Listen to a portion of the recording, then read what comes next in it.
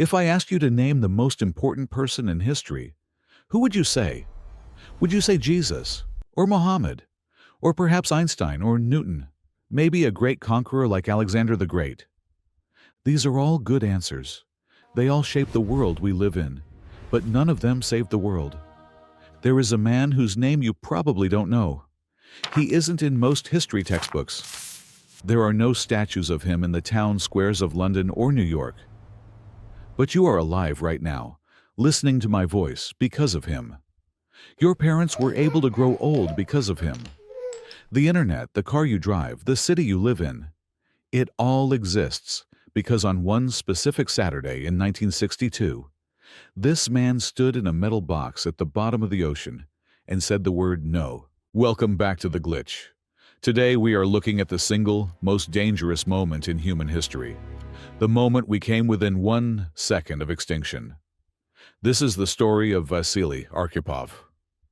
The date is October 27, 1962. It is the height of the Cuban Missile Crisis. The United States and the Soviet Union are staring each other down, fingers hovering over the nuclear launch buttons. The world is holding its breath. But the real drama isn't happening in the White House or the Kremlin. It is happening deep beneath the waves of the Caribbean Sea, inside a Soviet submarine called B-59. The conditions inside the sub were hellish. B-59 had been designed for the icy waters of the North Atlantic, not the tropical Caribbean. The air conditioning had failed days ago.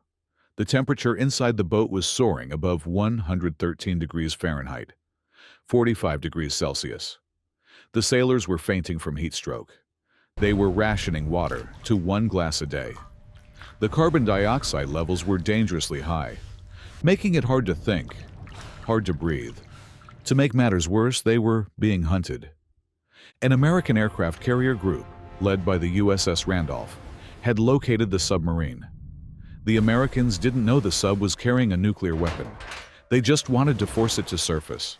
So, the U.S. destroyers began dropping signaling depth charges. These were explosives designed to make a loud noise, but not destroy the sub. Basically, a message saying, "We know you are there. Come up." But inside the submarine, it didn't feel like a signal. It felt like an attack. Explosions rocked the hull. The lights flickered and died, plunging the crew into darkness. The sonar operators were deafened.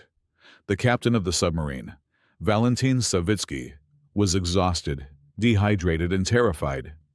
He had no contact with Moscow. He hadn't heard from his commanders in days. As the depth charges hammered the hull, Captain Savitsky snapped.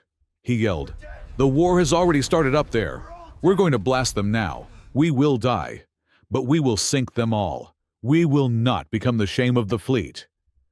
Savitsky ordered the crew to arm the special weapon, a 10-kiloton nuclear torpedo. This weapon was roughly the same power as the bomb that destroyed Hiroshima. To launch the nuclear torpedo, the captain couldn't act alone.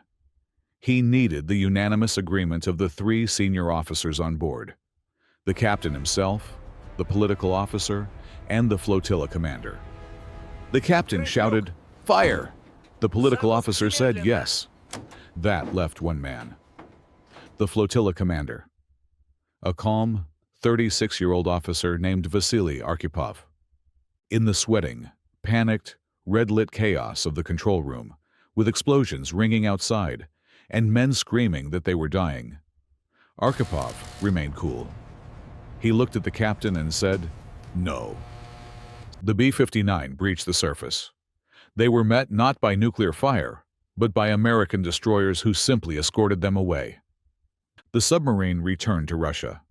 Arkhipov was not celebrated as a hero. It wasn't until 2002, at a conference in Havana, that the truth of what happened on B-59 was revealed to the world. An American historian turned to the Russian delegation and said, "The lesson from this is that a guy named Vasili Arkhipov saved the world." It is a terrifying thought. We like to think that history is steered by great forces, by economics and politics. Join me next time for the Tanganyika laughter epidemic.